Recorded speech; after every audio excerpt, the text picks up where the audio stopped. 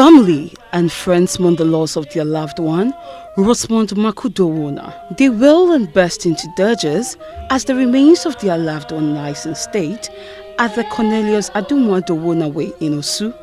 Some visibly shaken family members and friends are unable to hold back their tears as they file past the body of the deceased.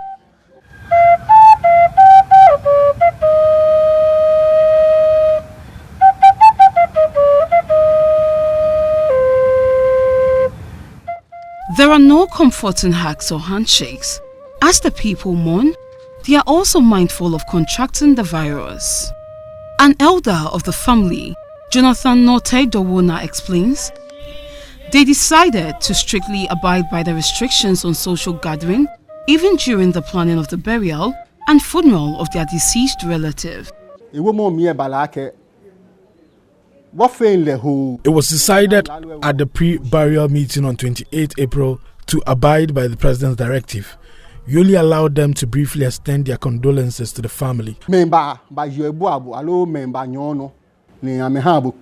One of the main features, according to Ga customs and traditions, that precedes the bathing of the corpse is Kochagbamo. This rite is very significant among the Ga people. Before the outbreak of coronavirus in Ghana, this ceremony was characterized by elaborate fanfare and extravagance. Here is Nomo Blafo III, Gablafo Wulomo of Asre.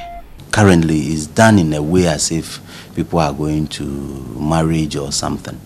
But during this period, you find about 2 or 3 people just carrying this thing to where they're supposed to take it, or to the house where the Kojagbamo will be performed. Before, the few people who just go and bat the corpse, they will only go to the mortuary.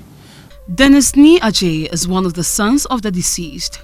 He strongly believes his late mother would be happy with the family's decision to organize a small gathering. I know and believe that she will be very happy.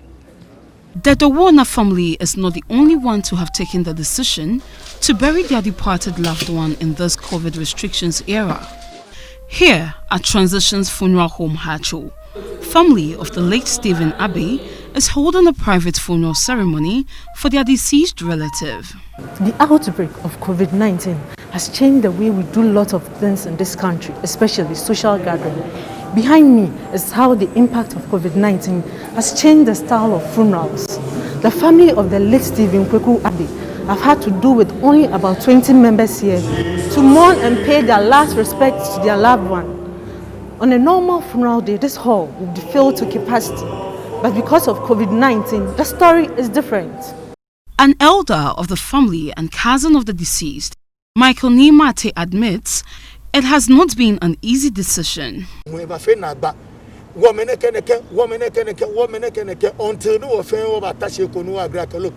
the outbreak of coronavirus, we had a lot of disagreement on the date for the burial and funeral. Eventually, we made a decision to bury him quickly due to the President's directive. This is a special burial because the usual comment about shortage of food and drinks associated with large funerals is absent. A whole lot of things will happen here. Grace Ofosudonko is the sales and marketing manager at Transitions Funeral Home.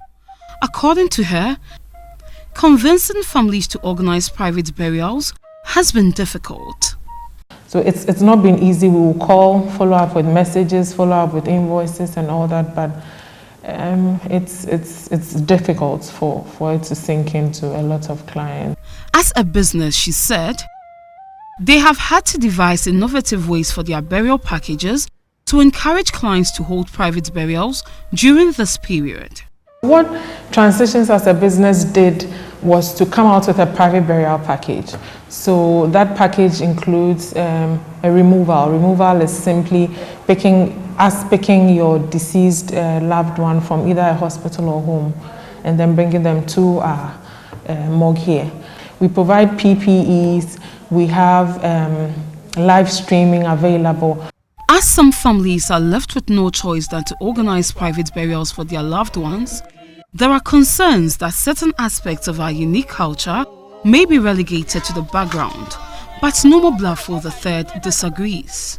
He maintains large and extravagant funerals that have become the norm these days is a departure from the Ga traditional culture. Before, in fact, the funeral, that is the wakekeeping, the funeral, and then the next day, adechani. It got to a point where even during the funeral, that is where you see people even cooking on the grounds of the funeral, which wasn't done before.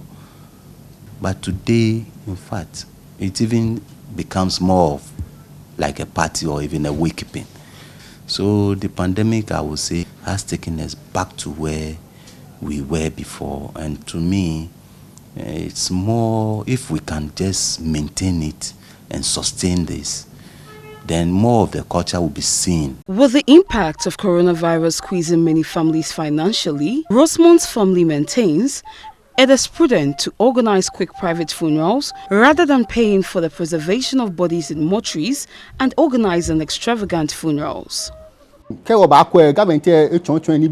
all aware of the relief packages government has put in place with regards to utilities, but we should bear in mind that mortuary fees would not be subsidized by government, so it is better to bury our departed relative within this period.